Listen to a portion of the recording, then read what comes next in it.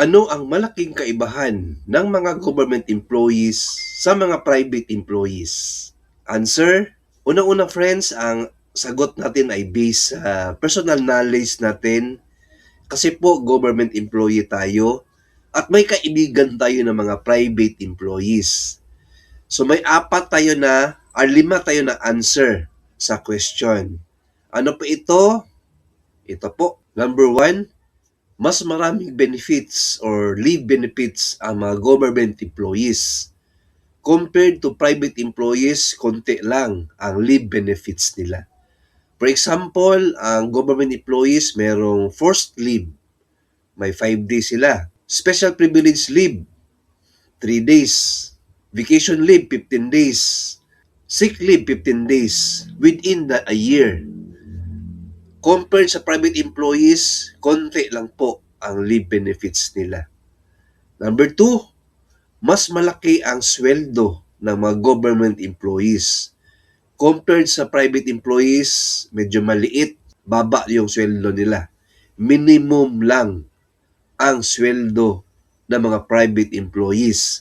Except yung mga manager nila, malaki ang sweldo. Pero kung employee lang, maliit lang po. Number three, mas malaki ang pension at age 60 or more ang government employees.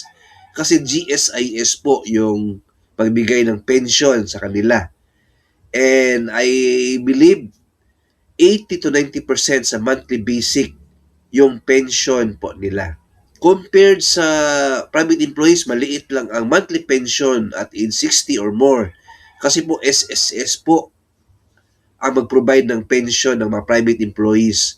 Hindi ko alam yung computation, pero sa narinig ko, maliit lang po ang pension nila compared sa mga government employees. Number four, may job security ang government employees.